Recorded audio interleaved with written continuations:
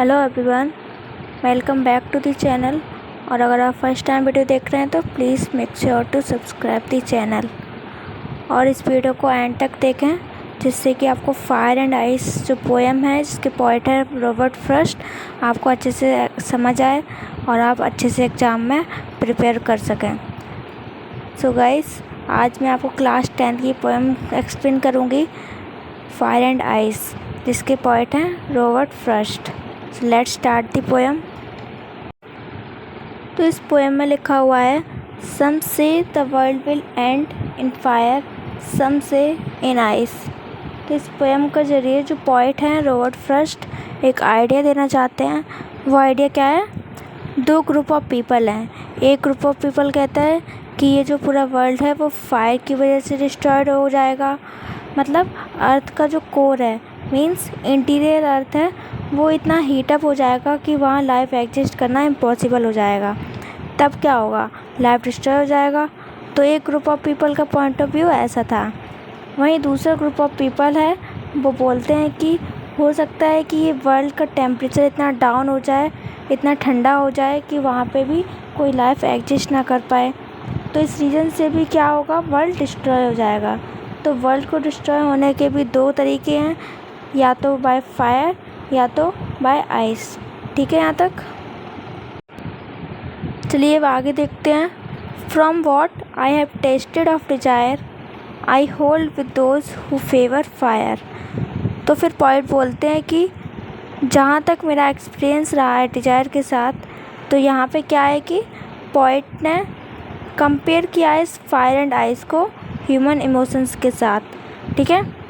तो fire compare किया है डिजायर के साथ और आइस को किसके साथ कंपेयर किया है वो हम सेकंड स्टैंजा में देखेंगे। तो यहाँ पे ये बात ध्यान रखिए कि फायर का कंपैरिजन किया है डिजायर के साथ, और डिजायर का मतलब तो पता ही है, कोई चीज़ पाने की इच्छा या चाह रखने वाला।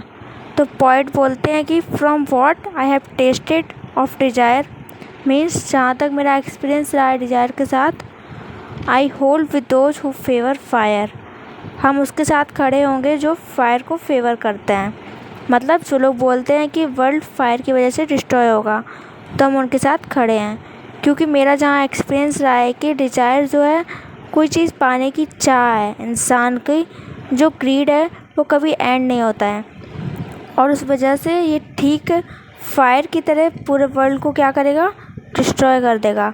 ठीक है यहाँ तक? तो चलिए अब हम प्रोसीड करते हैं सेकंड स्टैंजा में।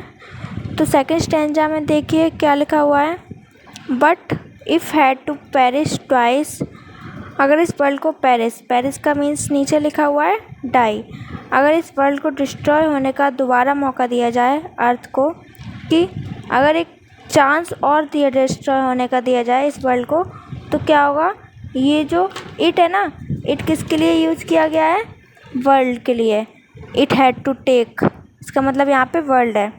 तो अगर दोबारा मौका मिले इस वर्ल्ड को डिस्ट्रॉय होने का, I think I know enough of hate to say that for destruction ice is also great and would suffice.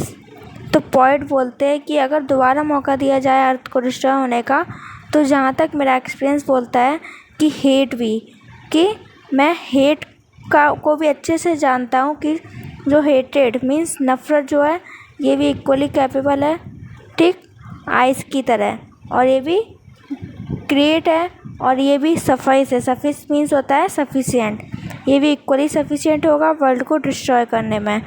ठीक है? तो यहाँ पे जो आइस है, आइस का कंपैरिजन किसके साथ किया गया है? हेट्रेड के साथ में, और जो फायर है उसका कंपैरिजन किया गया है डिज़ायर के साथ में। हेट्रेड हो सकता है powers, religions, caste, greed, colour, किसी के भी अगेंस्ट हो सकता है, और कोई भी हेट्रेड हो सकता है हमें क्या कर सकते हैं? डिस्ट्रॉय करने में इक्वली कैपेबल हैं। ठीक है? तो फ्रेंड्स, ये थी हमारी poem class 10 fire and ice. उम्मीद करती हूँ आपको समझ आई होगी, और अगर कोई डाउट हो तो नीचे कमेंट सेक्शन में कमेंट करके पूछ सकते हैं। Thank you for watching, and please like, share and subscribe it also.